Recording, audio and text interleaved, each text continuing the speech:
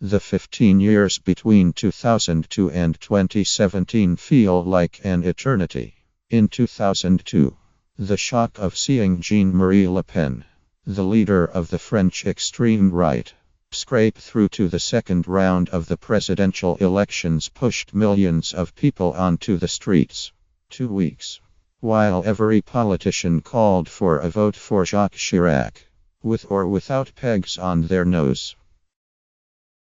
Chirac might have been a consummate old rascal, but he was also a Democrat with some principles left. The hard left-winger Jean-Luc Mélenchon was very clear then and urged his supporters, vote for Chirac. In 2002, Le Pen had managed to get through to the second round, thanks to much higher than usual abstention, 28% instead of the usual 20%, or even below 20%. My husband remembers vividly the depth of my anger for all those, including him, who preferred to go hiking that day rather than do their civic duty. He has not missed an election since. In the end, Chirac was re-elected with 80% of the votes. Many of us sobbed uncontrollably. France's honor was safe. For now. Fast forward to May 2017. Le Pen goes to the second round of the presidential elections without anyone blinking. It was to be expected. We have become Blaise. We can thank Chirac, Sarkozy and Hollande for it.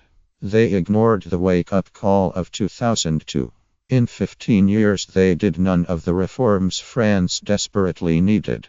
And the social fracture has deepened. Not to mention terrorism carried out by French nationals against their own compatriots. We have become so Blaise. Someone like Mélenchon is now feeding the political debate with a detestable ambiguity close to national sabotage. Neither Macron nor Le Pen. Inspired by Mélenchon.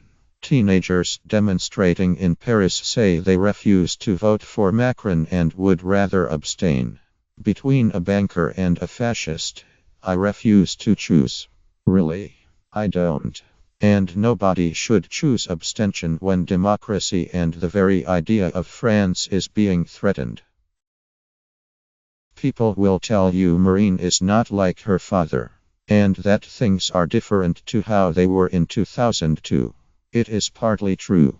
Marine has indeed profoundly transformed the image of the party since taking over the leadership in 2011.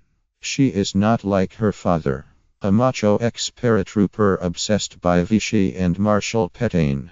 She is a modern woman, a twice-divorced single mother born in 1968, personally pro-gay rights and pro-abortion. However, she is also a shrewd politician, just like her father.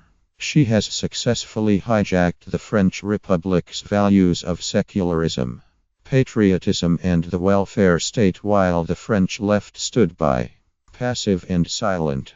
Today she is campaigning on a National Socialist manifesto, close in many ways to that of Mélenchon, who came fourth in the first round, just behind Le Pen and François Fillon. Many French voters believe Le Pen is not as bad and scary as the Front National Party she inherited from her father. But is she that right, or has she just built a convincing illusion? There are no moderate fascists. To abstain, or to refuse to choose between the centrist Macron and the far-right Le Pen, is an affront to democracy and history. Next Sunday I will vote Macron, and I won't be holding my nose. Agnès Poirier is a French writer and commentator.